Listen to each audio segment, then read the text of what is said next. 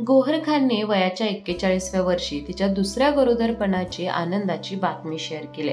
ही आनंदाची बातमी असली तरी लोकांमध्ये चर्चा असते की या वयात सुद्धा गरोदरपण सरळ सोपं होतं का?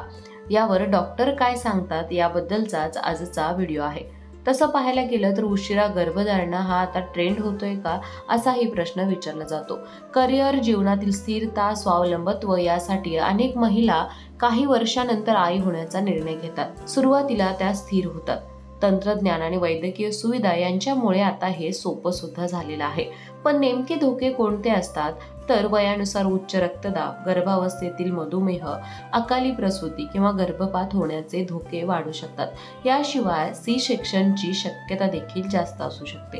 याचा मुलाच्या आरोग्यावर परिणाम होतो का? तर वयानुसार महिलेच्या शरीरात असणाऱ्या अंड्यांची गुणवत्ता खराब होते, ज्यामुळे बाळाला अनुवंशिक विकार होऊ शकतात. तथापि योग्य देखरेख आणि वेळेवर चाचणी जर घेतली तर हे धोके कमी येऊ शकतात. सुरक्षित गर्भधारणेसाठी महिलांनी काय करावे? तर गर्भधारणेच्या उत्तरार्ध फॉलोअप तपासणी, पौष्टिक आहार, फॉलिक ऍसिड सप्लिमेंट्स आणि नियमित व्यायाम करणं खूप महत्त्वाचं आहे. तणाव कमी ठेवणे आणि मानसिकदृष्ट्या तयार असणे तितकेच महत्त्वाचं आहे. उशिरा होणाऱ्या गर्भधारणेला भावनिक गोष्टी सुद्धा जबाबदार असतात. वयानुसार स्त्रिया मानसिकदृष्ट्या अधिक प्रौढ होतात, की ज्यामुळे त्यांना अधिक संतुलित आणि समजूतदारपणे मातृत्वाकडे पाहण्याची दृष्टी लागते आणि मुलाच्या संगोपनात सुद्धा त्या स्थिर राहतात. तर ही होती आजची स्टोरी. तुम्हाला कशी वाटली नक्की कळवा. या प्रकारच्या माहितीपूर्ण व्हिडिओसाठी ओनली मानिनीला जरूर सबस्क्राईब करा.